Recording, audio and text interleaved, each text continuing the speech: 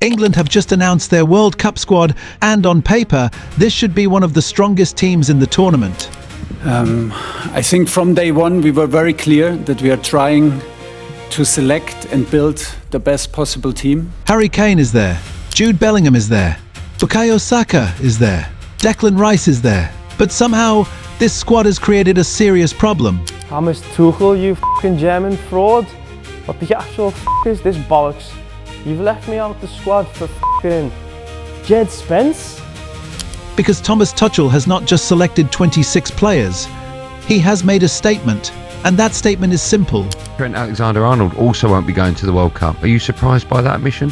Yeah, I think if you to say a player that plays for Real Madrid doesn't get into the England fold, it's kind of unheard of. But for whatever reason, you know, the manager's decided to go down the route that he's gone down. Big names do not guarantee a place in this England team. Cole Palmer is not going. Phil Foden is not going. Trent Alexander-Arnold is not going. Harry Maguire is not going. Luke Shaw is not going. Adam Wharton and Morgan Gibbs-White have also been left out. These are not small names. These are players who, in another England era, would almost automatically be on the plane. And that is why everyone is talking. Because this England squad is not just surprising, it is ruthless.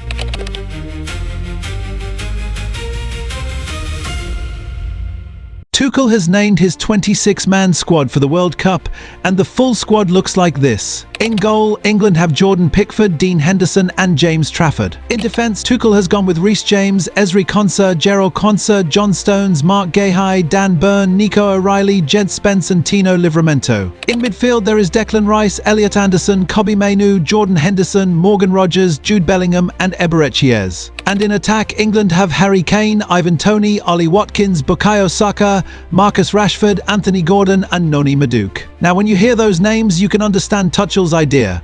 This is not just a squad full of hype, it is a squad built around roles. Pickford brings experience. Reece James gives power on the right. Stones and Gahey give control at the back.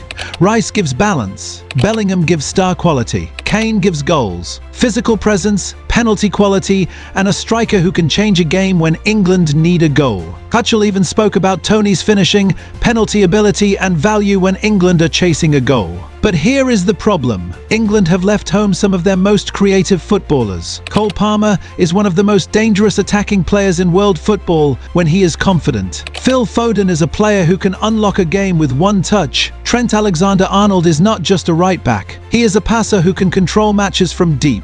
So the question is, has Tuchel built a better team? Or has he removed too much individual magic? Because tournaments are not always won by perfect systems. Sometimes tournaments are decided by one moment, one pass, one free kick, one player doing something nobody else can do. And that is where England fans are worried. Imagine England as 0-0 in a World Cup quarter-final. The opponent is sitting deep. There is no space. The match is getting tense. That is exactly the type of game where a player like Palmer, Foden or Trent could change everything. But Tuchel has decided to go in another direction. He wants clarity. He wants energy. He wants trust. He said England are not simply trying to pick the 26 most talented players, but the best possible team. He also said some decisions were difficult and painful, but necessary for clear roles inside the squad. And maybe he is right, because England's biggest problem in the past has not always been talent. England have had talent for years. The problem has been balanced, pressure,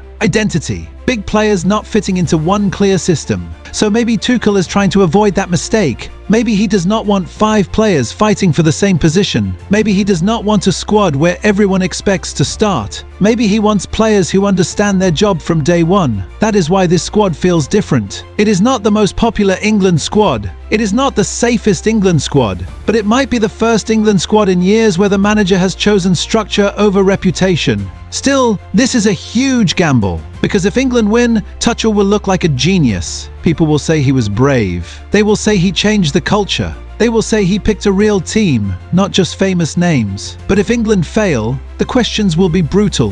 Why was Palmer left at home? Why was Foden left at home? Why was Trent left at home? Why did England go to a World Cup without some of the most technically gifted players they have? And that is why the World Cup has a serious England problem.